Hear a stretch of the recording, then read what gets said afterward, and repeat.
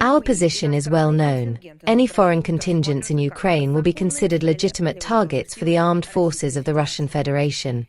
And the British government should not deceive its citizens by calling those it sends to Ukraine advisors or instructors who allegedly have no connection to the United Kingdom. Now the question of what will happen with the elections in Ukraine is once again coming to the fore.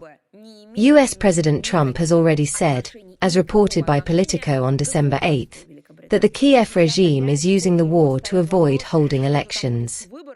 This is an admission of the obvious. He also said it is time to hold them, that the Ukrainian people should have that choice, and that after talking about democracy for so long, this is no longer democracy.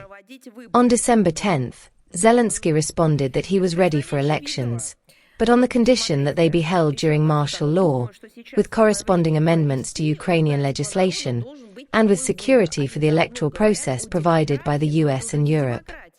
They are still setting conditions on Bankova Street. Zelensky clearly wants to remain in power. There is no doubt about that. But at the same time, no one doubts that he has no chance of being legally re-elected. Zelensky's demands of the West are clear. Elections that do not align with a universal understanding. He does not need elections in Ukraine. He needs elections for himself. As the draft age is lowered, more young people are fleeing Ukraine. Luxembourg's Minister of the Interior said he can understand this humanly, but noted the strangeness of sending weapons and money to Ukraine so it can defend itself while people are fleeing from there. He said one cannot have both, and that a decision must be made. It is gradually becoming clear that the weapons and money supplied to the Kiev regime are not fully reaching their destination, and that the people Zelensky uses as a cover to demand Western support are not eager to fight. The only way to connect the weapons with the people is through forced mobilization in Ukraine. Someone in the West is beginning to cautiously say this aloud.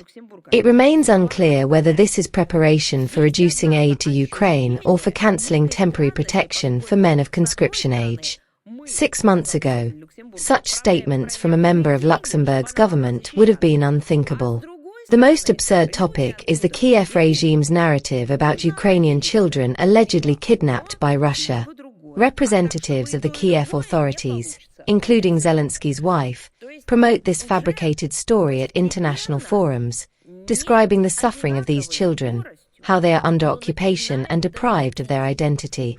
In reality, the main enemy of Ukrainians of all ages, including minors, is the Zelensky regime itself. Teachers, educators, bloggers, and linguistic activists harass and insult Russian-speaking children with impunity, calling them incorrect and demanding correction. This is a reference to the practices of Nazism in the 1930s and 1940s, a violent change of linguistic identity. Armenia remains a full member of the CSTO, retaining all rights and obligations. There are no obstacles to resuming active and full-fledged cooperation among the partners in the organization.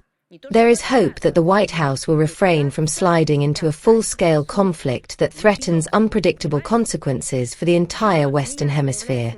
Russophobes in Western European countries, especially within the EU leadership and the European Commission, resist any diplomatic initiatives that could bring peace closer while taking Russia's interests into account. They continue to lie to their own citizens, claiming that the war they have unleashed against Russia is economically profitable, will cost Europeans nothing, and is already bearing fruit. It has indeed borne fruit, but the fruit is rotten. The crisis surrounding Ukraine not only buried the European security model but also demonstrated that Western manipulation of mechanisms created to support European security led to the destruction of the very achievements meant to ensure that security. The situation in Ukraine did not end or undermine anything. It became an indicator, a warning light, a barometer showing the underlying reality.